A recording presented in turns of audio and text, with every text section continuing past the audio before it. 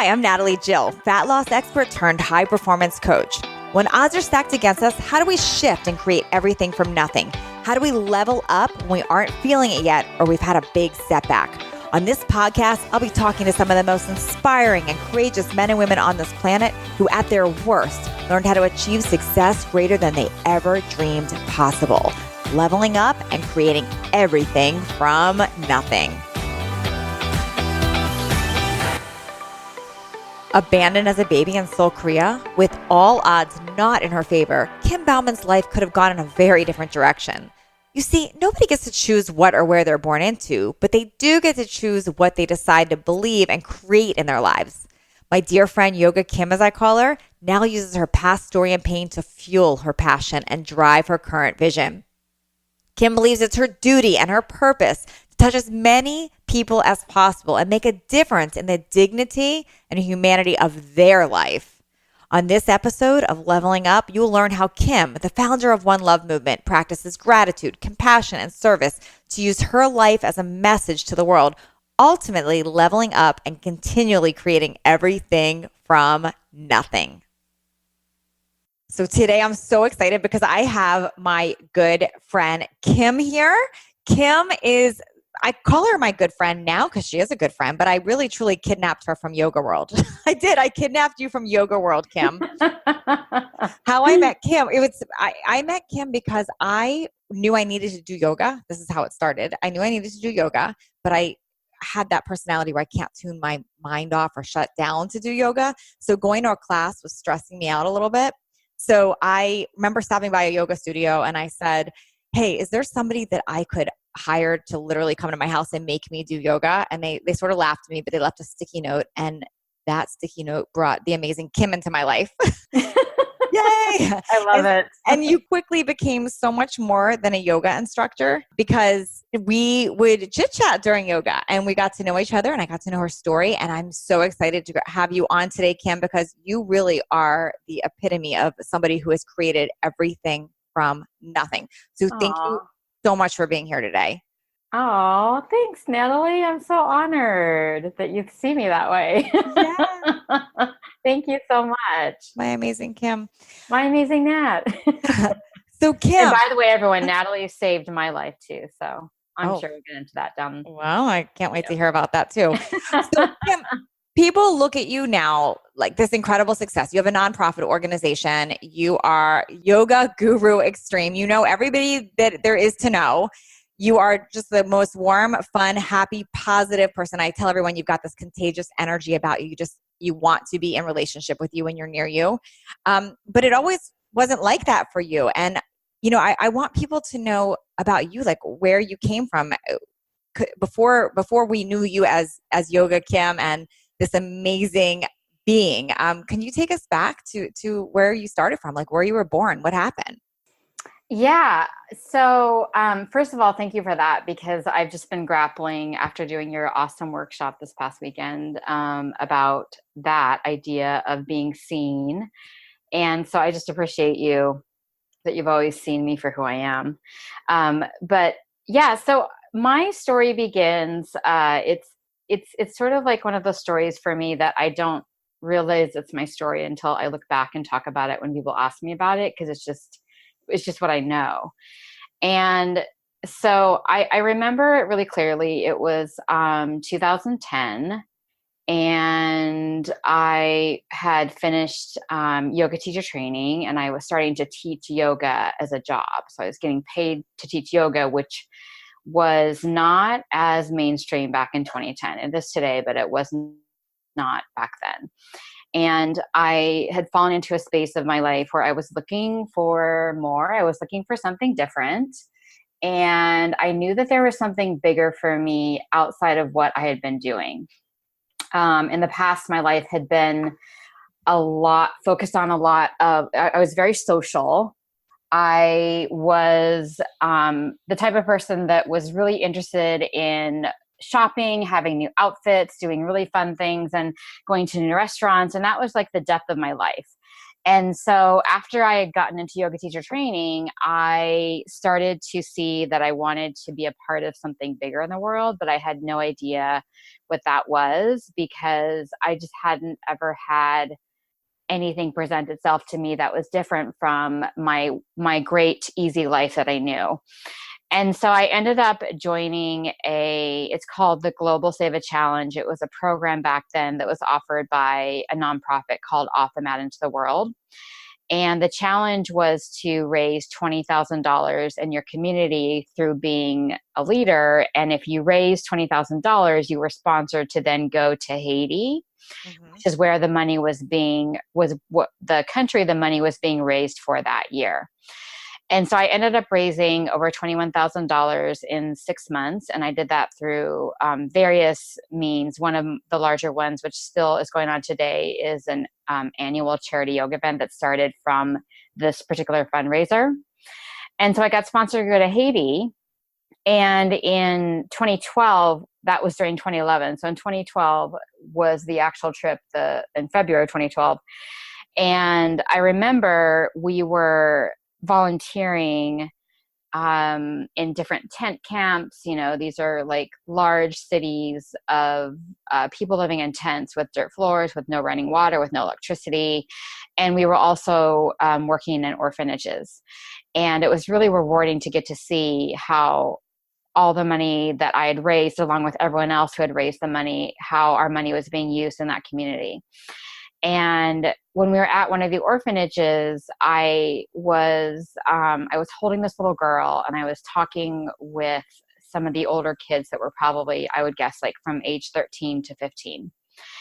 And I just remember the moment of holding the little girl, and then also combined with talking to these older kids, that particularly that little girl, she brought me back to my own story, which was that I was once a little baby abandoned in an orphanage in Seoul, Korea.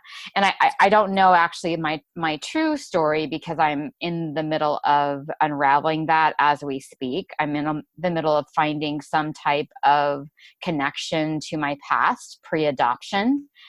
And that was the first time ever in my life that I had realized how blessed my life was, and that I had realized what I came from. So I'd always known I was adopted. I'd always known it was never a secret in our family.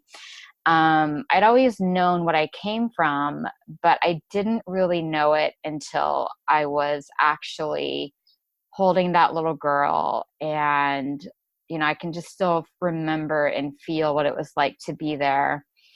And all I could think about is that was once me.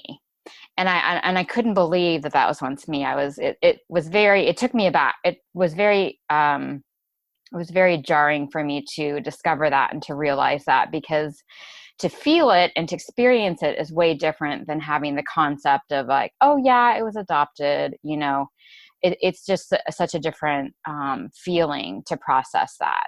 Yeah. And, I remember so clearly the day that you told me this. You said it sort of lightheartedly. You said, yeah, I was abandoned as a baby in Seoul, Korea. I was left on a doorstep. That's literally what you said to me, an orphanage. And then you kind of giggled after, almost like this is a fact and it happened, and like no one's interested. And I remember digging exactly. You. It's interesting. So it's almost like it was something that happened to you, but you didn't realize that this was really intrinsically like motivating you towards anything. It was just one of those, like, this happened to me. I don't even want to hear that it sucked. It just is what it is. And like, let's move on. Right. And I think today I still struggle with sharing my story. Not because of shame or anything like that, but just because I feel, I guess I'm not really sure how interesting it is to people. And so I always fall in that sort of borderline of, is this interesting to people, or am I just talking about myself? Okay. Yes, it's interesting. Because, Kim, so people have excuses every day, right? Like, yeah, so many excuses. And it's like people will go to this victim of circumstances, but then you look at someone like you who truly has everything now, who came from nothing. You were left on a doorstep. How how do you create from that space? Like, how do you become you, this happy, content person of gratitude, somebody who gives back and not harvest that resentment? What does that take from you? How did you become that? I would say that, so first of all, I did think I was left on a doorstep because that's what my mom told me. But what I discovered at this point in my digging is that I was left at a hospital, I think, and a doctor found me. So we shall see. But to answer your question, Natalie, it's one of those things where I was so like my world was rocked when I went on that trip to Haiti. And I'd never before experienced such poverty, and I'd never before seen how other people live. I'd been backpacking through Europe already at that point, and I'd been out of the United States, but to actually be in a community like Haiti, which is one of the poorest countries in the world, is a whole different story. And so even to this day, what touches me the most is when I can feel what those kids' lives might be like, just because I can't believe that I was once there myself. And so for me, what I've taken from that is that I'm just so grateful and so blessed that I got picked for a big life with opportunity, with love, with lots of things, with lots of nice stuff, with an amazing family. And so many of those kids will never get picked for that. And I'm fully aware that I'm not any better than them, but that it's sort of like, the cards that you're given in life.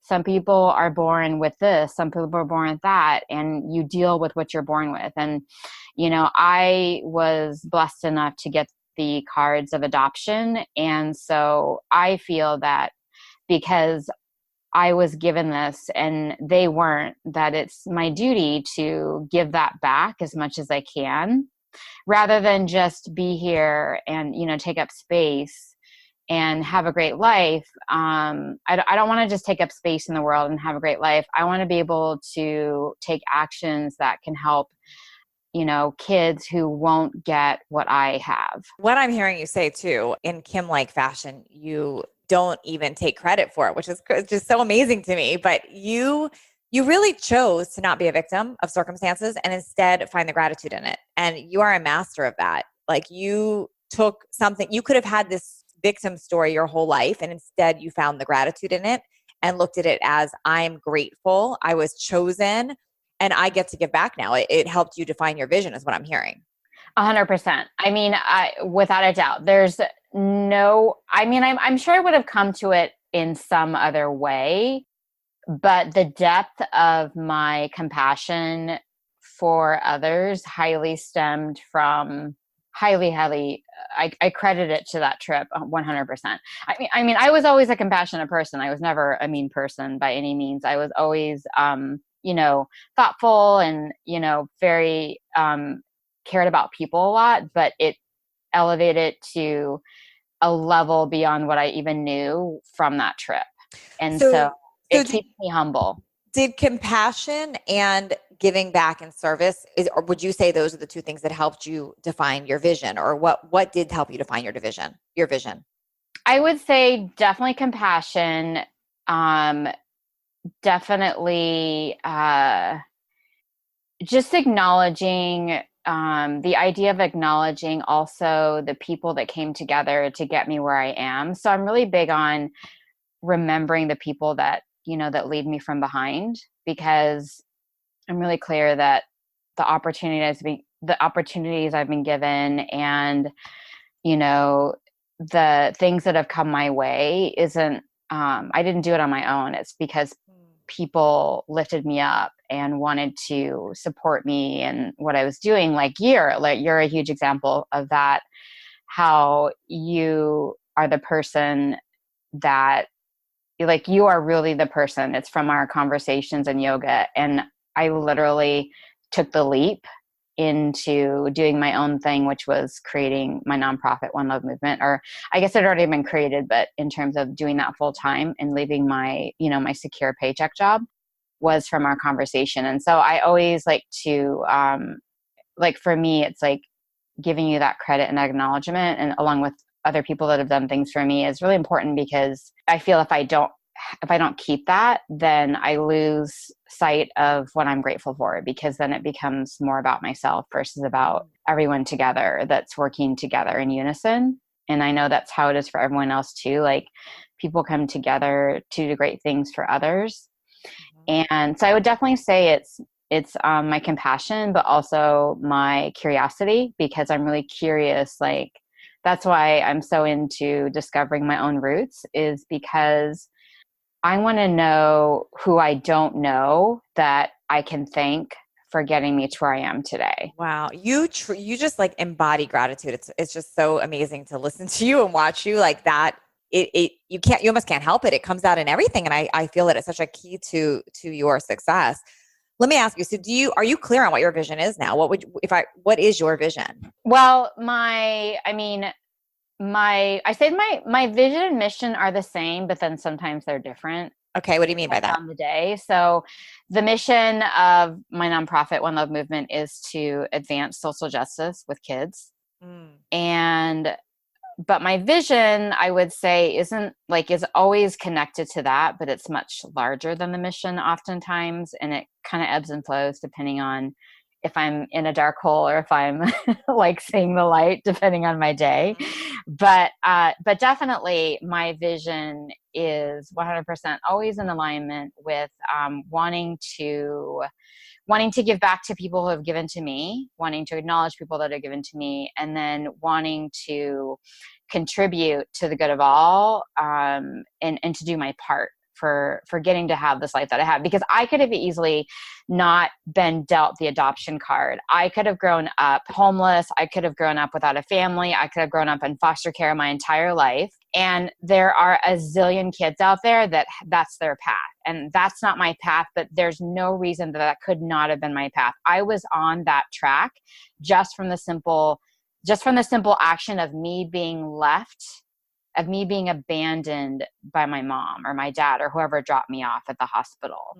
And so that single act put me immediately on that path of that type of life. And that's not my life. And so I'm fully, fully aware of that. And, the biggest way I can show my awareness around that, my gratitude around that, is by putting my life into that work to make sure that I help others who aren't ever going to get the life that I have. So Kim, I find a theme too with people that stay on the positive track and find the gratitude in things and want to give back. They almost rewrote the story of their past. So like you said, you could have had a different understanding of your past. Like, I was left, I was this and victim, or you could have used it to empower you, which you did. What do you tell yourself about the parents that gave birth to you, the biological parents? What's the story you've told yourself to help keep you in that non-victim mode? Oh, that's a really good question, because I've actually thought about that before. I love that you asked that. No one's ever asked me that before. So the story I tell myself is that I thank them, because I feel in my heart that they didn't have what they needed to give me the life that I deserved. And so the best they could do is to hand me over to make sure I was taken care of. And so I know for sure that, they wouldn't have given me up because they didn't want me or they didn't like me or they didn't love me. I think that they gave me up as an act of love, because they knew that they couldn't provide for what I needed. And, back then, I was born in 1975. And so back then, things were way different. And, especially in the Korean and the Asian culture, families could keep boys, but they couldn't keep girls.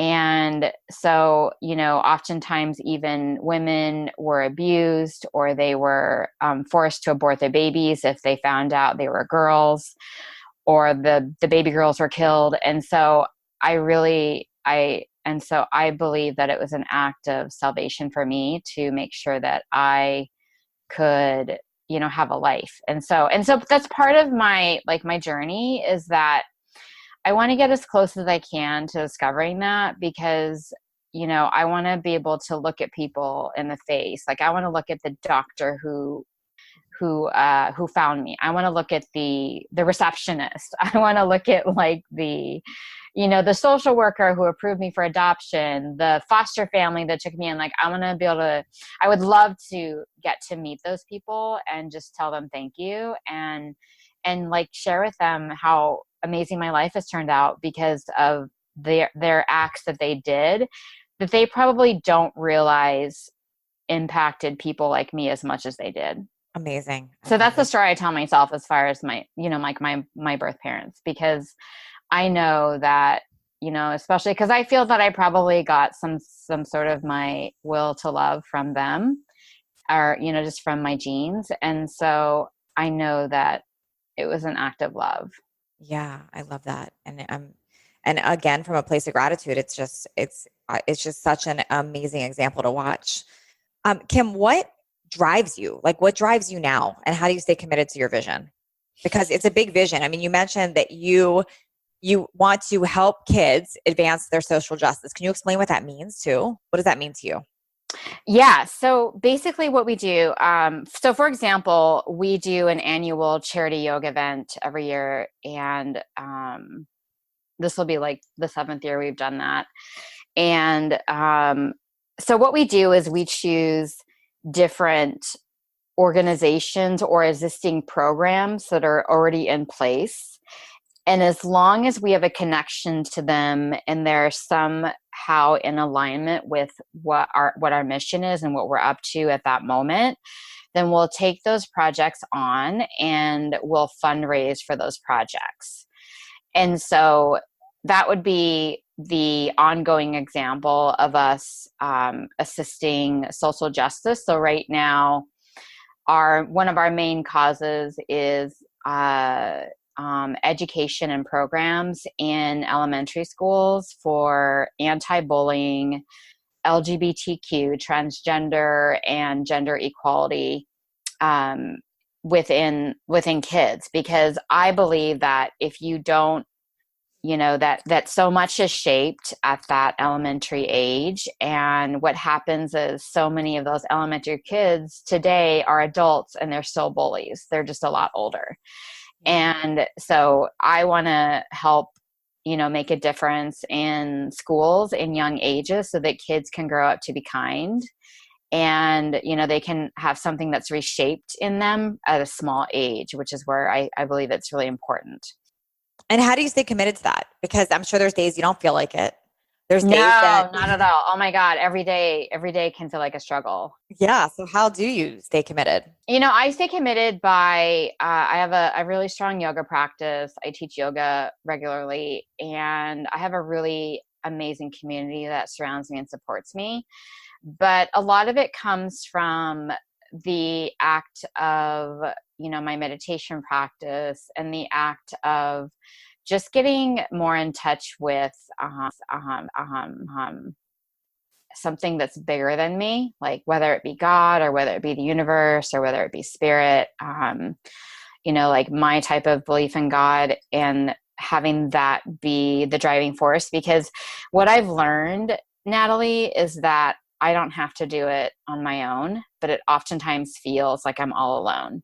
Mm. And so, when I say I don't have to do it alone, meaning that it's not up to me, there's always a plan that's so much bigger than my mind can grapple with, or that my mind can even see.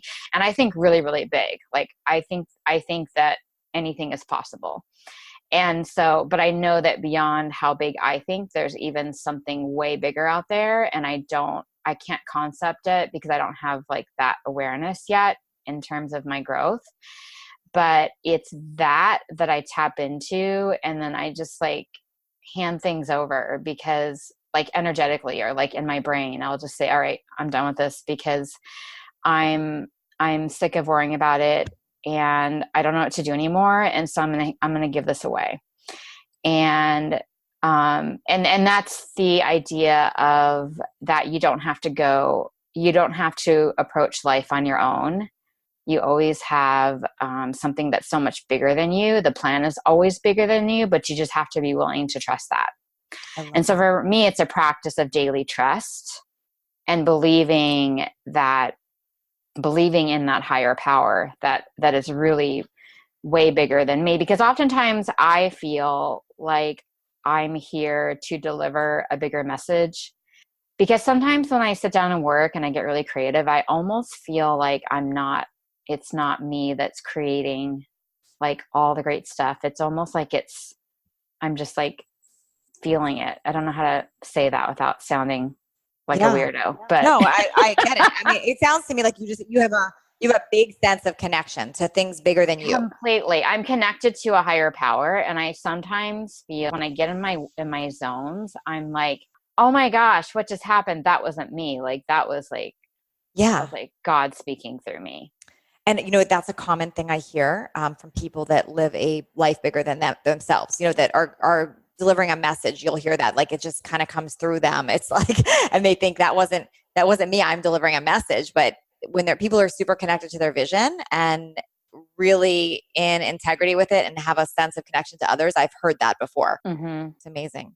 Kim, has there anything that you have had to overcome or stop believing so that you could continue to work towards this vision? Yeah, for sure. I mean, I would say it's a daily, or on good times it's a weekly, or sometimes I can go longer with this. But for me, it's just you know the idea of getting out of my own way, and getting my own, I guess, understanding my own personal value. It's easy to think that nothing's going to turn out. It's easy to think that you're not good enough for something that you want. And so for me, it's the constant mind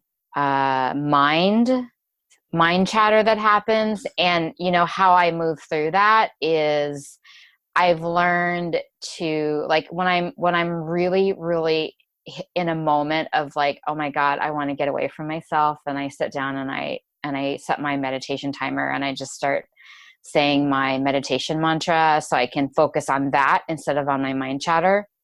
So that really helps me. And the the other side to that is just befriending myself rather than resisting myself, because the part of the mind chatter is also part of just being alive and being a human being. And I think that it happens to all of us. It's something that we share in common, is as in humanity, is our minds.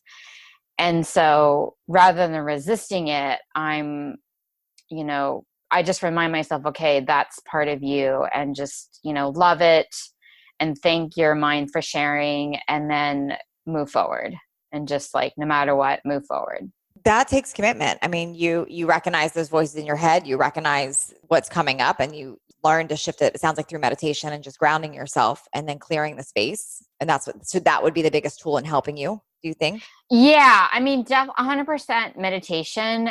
And I have a meditation buddy, Alex, and he and we will text each other the number of minutes that we meditate every day. I love that. The Yeah, accountability. That's and great. yeah, and I love it because sometimes I'll forget, like, I'm so busy, or if I have one of those days that are stacked back to back, it won't even cross my mind to meditate. And then I'll get a text message from Alex, and it'll say 10 minutes or whatever he meditated. And I'm like, oh, that's what I need right now. And it reminds me, but it also keeps me accountable in the sense that, not that I do it because he expects me to text him, but I do it because it just, like, keeps me on track for myself, knowing that I want to be able to text him today what I've meditated. It's sort of like, a workout buddy. Like, if your friend is meeting you for yoga, and even though you're not going to be talking in class, you don't want to not show up for that person. Yeah. Is Yeah. that So giving? meditation, my own practice. I do a lot of like, I listen to a lot of podcasts. I have like really good people in my life that I stay connected with, that I make sure and have lunch with, on like a monthly basis, stuff like that. Mm. Do you ever worry about what other people think? Oh yeah, all the time. Yeah. And how Yeah. does that? It's like the dark hole in me. Tell me about that. It's controlling, like, and I'll oftentimes allow what people think of me to control me. And I've gotten to a space to where I'm a lot better at managing that, in the sense that I won't care. I'll just do like I tell myself, as long as you know that you had good, pure, honest intentions, and as long as I feel like this is an expression of my truth, then if those things are fuck yes, then I don't even care what people think. I love Yeah. that. Yeah. But Yeah. if my answer to those are, oh shit, I don't know if that was really my true self, then that's when I'm like, okay, so that's when I let someone else, what other people think, more so impact me, because I already sort of knew that it wasn't my full true self in that. Mm. Does that make Yeah. sense? Yeah. Yeah. No, it makes total sense. So so do you find that is it stories you're making up that you're thinking that they think they're thinking certain things? Is it because they've actually said certain things? Or talk to me more about, like, where is that even coming from when you say? Oh, good question. I've definitely gotten some interesting feedback from people before, like anonymous stuff through the website. We have a podcast show as well that you've been on, and feedback through that. But I would say 90% of it is in my mind. Like, I will think, I'll make something up that I think somebody didn't like something I did, or doesn't approve of something I did, someone, that I look up to. And then I'll carry that story with me as if it were true, Mm. without even consulting or asking that person, is this what you think? I'll take on, this has got to be what they think. I messed up. Shouldn't have done that. Shouldn't have done it that way. And it becomes my own world versus what's actually reality. Mm. It's interesting you notice that about yourself, that you notice that. Oh yeah, I mean, it happens like all the time. So And you still stay committed to your vision. So I love that. yeah, I'm very aware of my mind chatter, and that doesn't mean that it goes away just because you're aware of it. It's more, for me, I see it as that what makes it better, like I had said, a few moments ago, but applies to this question too, is that what makes it better is if I love myself, if I love it, because that's a part of what I'm doing at that time, rather than getting mad at myself, or being like, I can't believe you're doing this again, or you're so stupid, why would you know better, blah blah blah, like all that stuff that you can say in your head. And so it just helps if I am, kinder to myself when I say things that are not empowering, and then just kind of forget about it and go on with my day. So if you have an event coming up, or you have, you're doing something within your vision, and this is coming up for you. So you're having a bad mood, you're having self-doubt, or you're having these voices of, this is what this person is saying, even though it's not true, but it's a story. How do you shift your mood when you don't feel like it? Because this comes up a lot with people. They say, I just don't feel like it. So how do I get motivated? What is that tool that you use to shift yourself and get your mood in the right place so you can stay committed to your vision when you don't feel like it? Mm-hmm. So for me, so one, I don't always come out of it. Sometimes I might wallow in something for days on end. But at some point, I do. Here's just some of the things I've done in the past. So one, if I'm like, oh my gosh, you've been stewing over this for 2 weeks now. Like, I might say this to myself. Then I'll look at my calendar and I'll be like, okay, you have one more day to feel sorry for yourself, and then no more. So I'll like give myself a time frame. Like, okay, enough is enough. You've been doing this for for so long now, you've got one more day to just, sit on the couch and watch Netflix and feel bad for yourself. So it sounds like you let yourself truly feel your emotions. You don't fight them. You're like, okay, I'm feeling this. I'm going to have a pity party. I'm going to feel down. I'm going to have these emotions. And then I'm going to. Yeah, but I won't let it go to where it spirals. I'll take steps to prevent it from spiraling, like set myself a time frame. I will call friends. Like I have a handful of friends that really, really get me, and I'll call them, and they'll just laugh and say things like, "Oh my God, you're doing the same thing that you do all the time," and they know what to say to me. So I'll do that. And then I also, though, will just come back to reflection of everything that I have. That's my biggest tool, I would say, is remembering and noticing all that I have. Because when I start to see all that I have, I come back again to that moment in Haiti when I experienced what other people have compared to what I have.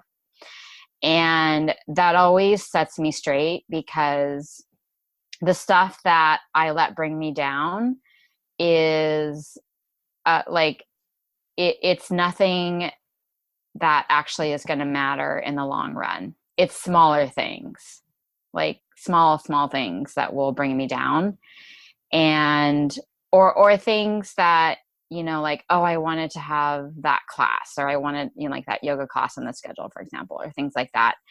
And, the manager gave that class to a different teacher. So it's like, I'll get down about things that don't really actually matter. And so, but in my world, because my life is so wonderful, and it's so big, that when those things do happen, it's definitely the idea of bringing myself back to what I have. Got it. Gratitude again. Yeah. Gratitude. Like, what do you have? Yeah. It can be like, oh my gosh, like my whole thing is like, oh my gosh, I have nothing to wear, and I can be like, shoot, what am I going to wear tonight? And stress out about that. But then it's like, I have a closet and 2 dressers and another closet full of clothes. Gosh, you are a master at gratitude. You really are. You exude it. You sweat it. I see it, hear it. It's explaining a lot to me. I mean, I think you look at everything through gratitude. It's incredible. So speaking of which, you mentioned that one of the things you do to shift is you reach out to your circle, to your people that you call. Who is in your circle? Because I feel it's so important to surround yourself with the right people. Who's in your circle, and what type of people do you choose to let into that circle? Who do you surround yourself with? Yeah. Well, I mean, gosh, my circle is so big, and I have different layers of friends for different purposes. Okay. So I've got like the friend who, like friends who can tell me how it is. I've got friends who can, who really know my story, and, are those people that are softer and more compassionate. But then I've got the friends who are a little bit more abrasive, which I love, by the way. I love it when you know where you stand with someone, and that comes from the people who are just super honest, and they don't beat around the bush. And I've learned a lot of that myself from my friends. I feel like my expressions are a culmination of my community, where I take and I learn from so many people around me, and I take all those traits and I try to incorporate them into my own life too. And so, I think it depends on what the situation is and what I'm going through with who I turn to, because it's not always the same people. Like it really, I've got friends from 15 years ago that are still my best friends today. My friends Allison and Jesse, and they're like my definite, I can just go and lay on their couch and fall asleep if I want to, or I can, I can always show up to their house without anything, no wine, no flowers, no nothing, and, make myself at home. So I've got friends like that. And then I've got, my yoga friends, the people I teach yoga with that I've known for years. And then I've got, people like you who are more mentors to me, and, where I might follow what you're doing and, go back and reread some of your post to remind myself of something that you said. I remember reading when you posted it, but I'll go back and look for that to remind myself what you said. So I have different like mechanisms of like how I use my community, my circle. And it's really because everyone has a different offering. And, you know, most people though are people that I take on in terms of where I always feel like I'm the little sister to people, or I always Okay. feel like I'd say a lot of the people in my life are younger than me or my same age or even older, but I always feel like no matter what the age is, that I'm always the little sister. So I tend to have people in my life that are more, I don't want to say caretaker-ish, but that's the best thing I can think of now. But tend to have people in my life that are always the ones that I look up to that sort of guide me which way to go. If I hear you correctly, you surround yourself with mentors, people that you can learn from, people that lift you Yeah, up, and you exactly. suck a lot of that up. I guess maybe a better question would be, who do you not let in your circle? Who do you, because you do have that contagious energy and you attract so many amazing people. Who, like, how do you know when somebody shouldn't be in your circle or when they're not good for me or they're toxic? I can sort of tell when people aren't happy for me. I don't let on to it, but I can tell when people aren't happy for me. And so those are the type of people that I still have them in my space, but I don't engage with them, if that makes any These sense. are people that you feel aren't celebrating your wins or aren't supportive. Exactly. Got it. Okay. Because they might want it for themselves and they're not happy that Mm. I got that, so I can feel that energy, and you know, sometimes I'll question it, like I hope that I'm not making that up, but it might be comments that they've made to me. It might be things like that. So people like that, I tend to keep, you know, at a distance, but I don't totally shut them out, because I think that, um, you know, that success and jealousy and stuff like that is also a part of being human. And I think that at some point we've all wanted, you know, to be in other people's shoes and have what other people have. And so I try to also have compassion for that, because I think that if somebody, you know, isn't happy for you, then that's someone that you want to offer, you know, like love and compassion to, because they clearly have something that they're working through that's personal to them. And so it's not anything to do with me. Gosh, Kim, you have so much, not only gratitude, I said that earlier about you having so much gratitude, you have so much acceptance for people. You really, it's really, you can really tell that you feel that we're part of something greater and that we're all connected. And it's funny, you don't even exclude anybody from your circle because you feel we're all connected. It's amazing. Well, I mean, I don't like to exclude people, but I definitely have like layers of people. Like Yes. I protect my energy. Like I know that there's certain people I'm not going to hang out with, in terms of like a dinner, for example, where you'd have like 2 or 3 hours in the evening with people. Yes. Like those are people I wouldn't have dinner with, because I'm very sacred with my energy and how much and who I put myself around. And so it's only going to be people that are empowering to me. I love that. But I would still have like the kind of more of the energy sucker people. I would still have them in my space. I'm just not going to make plans and spend time with Yeah. them. So you're managing your time. Because I would feel drained when I leave them. Yeah. All right. 2 final questions for you, Kim. I want to know, do you have a favorite quote? Oh my God, I have so many favorite quotes. Okay. I love the one, so I actually have a tattoo on my arm. It says, "My life is my message." And that's a Gandhi quote. And the reason I love that is because it reminds me that my actions are what is creating my message to others. I And so love that. when I'm not sure what to do, which is quite often, I'll be like, shit, do I do this or that? Or there are so many moments and I'm not sure the direction to take on something. Then I will choose the one that is closest to being in line with a bigger message. I love that. That's a great one. And then my final question for you. So I want to know, what are 3 pieces of advice that you would give someone starting out from a rock bottom spot, somebody that needs to level up? Like, what are those 3 pieces of advice you would give them? I would say trust, number 1. Number 2, I would say be willing to let go of, or not let go of, but I mean, sometimes let go of, or even distance yourself in relationships or in friendships that are no longer empowering for you. Okay. Because I think that we outgrow people, and I think that people outgrow us. And I think that that's part of life, and you have to be willing to let those relationships pass by.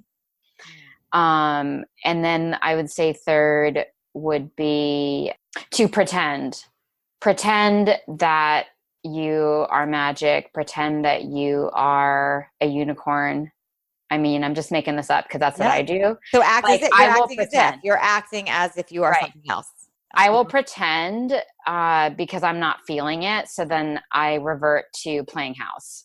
Like, because I'm not feeling it, I'm feeling so shitty right now about whatever it is. I'm just going to have to pretend because that's all I've got in me right now. Ooh, that's really good. I love that piece of advice, Kim. Kim, you are so awesome. Where can people find more about you, what you stand for, how they can support your vision? Where do they find you? So our Instagram and Facebook is the same. It's onelovemovement.org, just one word, onelovemovement.org. And then our website is also that, onelovemovement.org. And then, those are our 3 things: Facebook, Instagram, and then our website. Thank you so much, Kim. Thank you, Natalie. I'm so honored. Thanks for leveling up with us today. Please share this episode if you found it helpful so others can join in. And don't forget to hit that subscribe so you don't miss out on future shows. And if you would leave me a 5-star review, I appreciate those so much. I read all of them, and it's how I know that I'm giving you information that you find valuable. And come interact with me over on Instagram at NatalieJillFit. I read all the direct messages and comments over there. Make it a great day, creating everything from nothing.